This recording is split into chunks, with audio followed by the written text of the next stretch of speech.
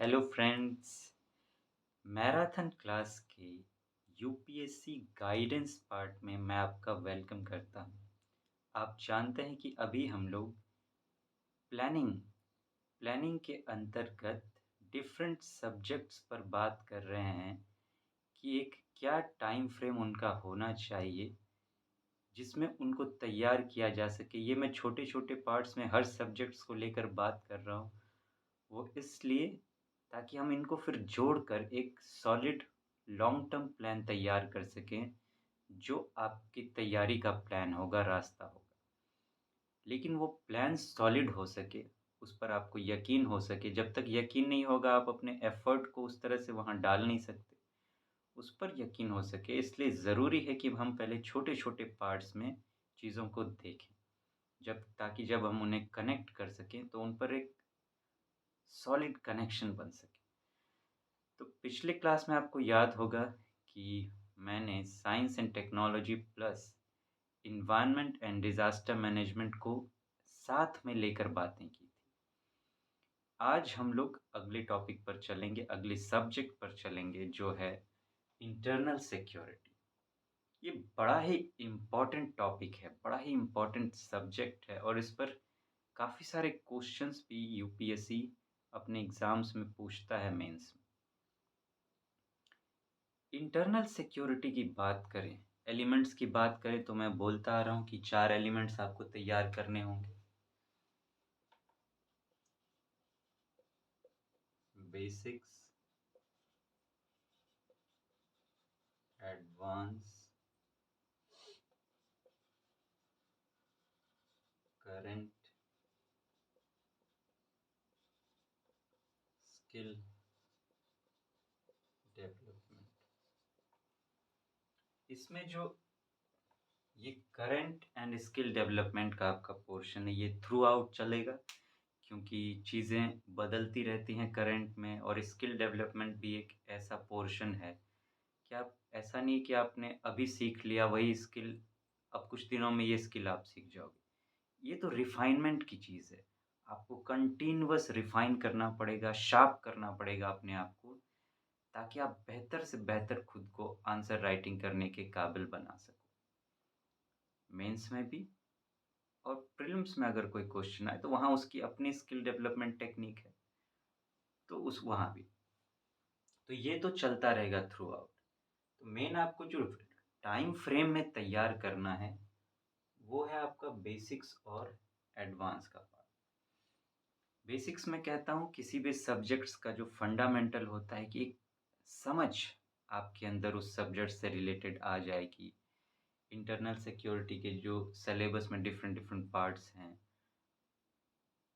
वो क्या हैं और उसकी क्या डायमेंशंस हैं, उन डायमेंशंस की समझ जो भी यूपीएससी की डिमांड है। और फिर उसे एक एडवांस रूप में देखना, कि जिससे आप आंसर राइटिंग के काबिल बन सको, दोनों को जब आप मिक्स करो। बेसिक्स आपको सपोर्ट करता है, आपको ये हेल्प करता है कि आप सोच सको चीज़ों को गहरे तौर पर। उसके बिना एडवांस नहीं हो सकता है। जब तक आप बेसिक्स नहीं पढ़ोगे, आप आगे नहीं जा सकते। फिर आप एडवांस पढ़ भी लोगे, तो आपका कोई फ़ायदा नहीं होगा, एक तरह से यूँ कहिए, क्योंकि आपको एडवांस की नींव में क्या है, बेसिक्स क्या है, नींव तैयार करता है आपकी बिल्डिंग की। तो आपने बिल्डिंग तो आपकी बन गई अगर, और नींव है ही नहीं, तो बहुत ढीली हो जाएगी, बिल्डिंग का गिरना तय है। लेकिन अगर आपकी नींव मजबूत है ना, बेसिक्स मजबूत है, तो एडवांस आप खुद उस बिल्डिंग को तैयार कर लोगे। लेकिन बिल्डिंग से नींव नहीं बन सकती, लेकिन नींव पे आप बिल्डिंग खुद खड़ी कर सकते हो। तो वो बेसिक्स की खूबी होती है, तो इसको आपको तैयार करना है। इंटरनल सिक्योरिटी की जब आप सिलेबस देखेंगे, तो यूपीएससी ने इस पोर्शन में काफ़ी कुछ सिलेबस इलैबोरेट करके डिफाइंड क्लियर कट दे रखा है। उसमें कुछ बियॉन्ड जाने की ज़रूरत नहीं पड़ती, जैसे बाकी सब्जेक्ट्स में पड़ती है कि बिटवीन द लाइन्स काफ़ी कुछ। लेकिन इंटरनल सिक्योरिटी में बिटवीन द लाइन्स उतने नहीं हैं। यूपीएससी ने काफ़ी कुछ क्लियर कट सिलेबस दे रखा है। इसकी मैं बात करूँ, देखिए मेनली तो इसकी जो तैयारी होगी, एक तो आप फंडामेंटल समझोगे ही, लेकिन मेन तैयारी जो है वो करंट से ही होगी, क्योंकि इंटरनल सिक्योरिटी पे जो मैंने देखा है, समझा है, रिसर्च किया है, तो उसके जो क्वेश्चंस यूपीएससी पूछता है, वो काफ़ी कुछ करंट से होते हैं। लगभग सारे के सारे वो करंट से कहीं न कहीं जुड़े हुए रहते हैं कि अच्छा, यहाँ पे इन कोई नई घटना घट गई, इंटरनल सिक्योरिटी का कोई प्रॉब्लम है, कोई बॉर्डर रिलेटेड इश्यू आ गई, कोई मैरीटाइम सिक्योरिटी की इश्यू आ गई, या कोई ऐसी घटना घट गई, छत्तीसगढ़ वगैरह की घटनाएँ आती रहती हैं लेफ्ट विंग एक्सट्रीमिज़्म को लेकर, नक्सलवाद जिसे आप कहते हैं। साइबर सिक्योरिटी की बातें लगभग होती रहती हैं, तो इसमें से ये चीज़ें तो आती रहती हैं। लेकिन अगर इसमें कुछ सॉलिड घटा है, कोई एक इवेंट रहा जो बाकियों से थोड़ा ज़्यादा ज़ोरदार रहा, उस पर ज़्यादा कुछ वो स्पेशल घट के चला गया। जैसे मान लीजिए कि एक तरफ हो सकता है बॉर्डर पे कुछ बड़ी घटना हो गई या साइबर सिक्योरिटी, 2 चीज़ें हुई। एक बार बॉर्डर पे घटना, एक साइबर सिक्योरिटी, तो देखा जाएगा कि कौन-सा बड़ा घटना हुआ है।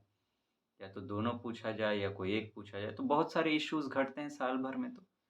उसमें से जो ज़्यादा इम्पोर्टेंट होते हैं, इस पर ज़्यादा जो चोट पहुँचाया है किसी ने इंटरनल सिक्योरिटी को, या ज़्यादा चैलेंज किया है, तो उस पर यूपीएससी क्वेश्चंस पूछ लेता है। तो आप वो चीज़ें तो न्यूज़ में आती रहती हैं, न्यूज़पेपर्स में आते रहते हैं, वहाँ आप गौर से पढ़ते हो। लेकिन उनको समझने के लिए ये चीज़ें क्या हैं, बेसिक्स और एडवांस की आपको ज़रूरत पड़ती है। चीज़ें तो वहाँ से आएँगी, टॉपिक्स करंट से आएँगे उसके। लेकिन बिना बेसिक्स और एडवांस जाने आप उनके आंसर कर नहीं सकते, ये बात है। तैयारी करंट से होगी, लेकिन वो जो होगी वो 50% ही हो सकती है।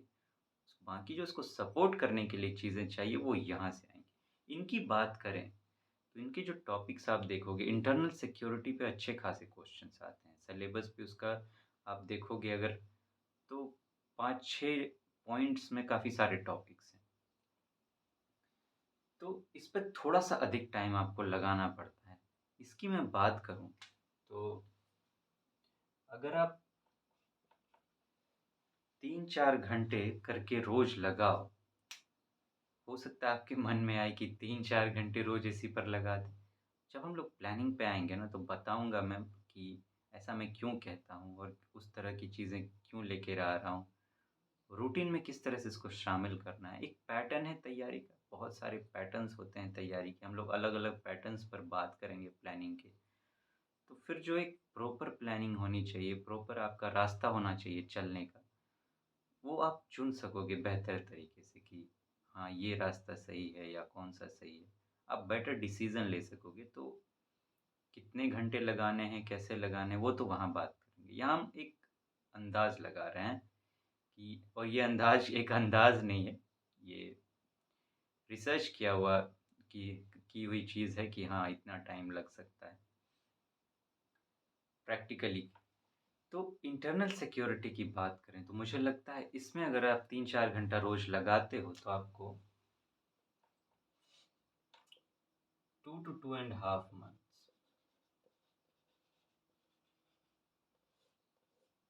इतना समय इसको देना पड़ेगा आपको।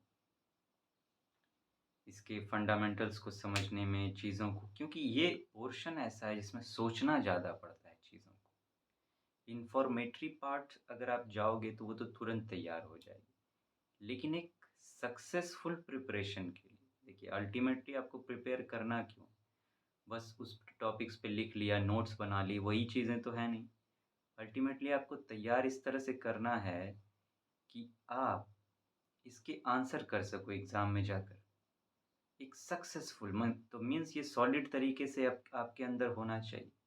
उस तरह से करने के लिए थोड़ा-सा फ़ोकस्ड होके स्लो जाना पड़ता है। अगर आप हड़बड़ी दिखाओगे, तो हड़बड़ी में कहते ही हैं कि गड़बड़ी होती है। तो आप हड़बड़ा नहीं सकते चीज़ों को लेकर, ख़ासकर जब आप यूपीएससी का एग्ज़ाम दे रहे हो। The highest exam in India, आप जानते हो, और इसके चैलेंजेस अलग हैं। आप इनके क्वेश्चंस उठाकर देखो, तो अगर आपने इन्फॉर्मेटरी तरीके से पढ़ाई की है, तो आप उसके उनके आंसर्स लिख नहीं पाओगे। बड़ा बहुत मुश्किल होगा आपको, और आपने 1-2 पॉइंट सोच भी लिया तो उससे क्या हो जाएगा? मेनली आपका आंसर कंप्लीट नहीं होगा। और जिसने इस तरीके से तैयार किया है, वो आपसे आगे निकल जाएगा। तो बेहतर है कि शॉर्टकट्स के बदले एक लॉन्ग टर्म में सोचा जाए। तो लॉन्ग टर्म प्लानिंग बेहतर होती है किसी भी चीज़ को लेकर। पहले बार में ही क्योंकि अगर आप शॉर्टकट्स पे गए तो रिज़ल्ट तो मिलेंगे नहीं आपको और वो डेफ़िनिट ही होता है। रिज़ल्ट कैसे मिलेंगे क्योंकि आप गलत रास्ते से गए हो। तो और अगर मिलेंगे भी तो वो उस तरह से डिज़ायरेबल नहीं मिलेंगे जैसा रिज़ल्ट आपको चाहिए। तो फिर बात बनेगी नहीं, तो ऐसा तैयारी करके फ़ायदा ही क्या? और उसमें आप चले भी गए शॉर्टकट्स में तो वापस आपको लॉन्ग टर्म में आना पड़ेगा। तो बेहतर है कि पहली बार में ही हम लॉन्ग टर्म में जाएँ, सही रास्ते पर जाएँ, ताकि वो जो शॉर्टकट्स में जाके समय खराब ना हो हमारा, तो वो बेहतर होगा, है कि नहीं? तो फ्रेंड्स, ये इस पर मुझे बात करनी थी। अब अगली क्लास में हम लोग नेक्स्ट सब्जेक्ट पर चलेंगे। Thank you so much. Have a nice day.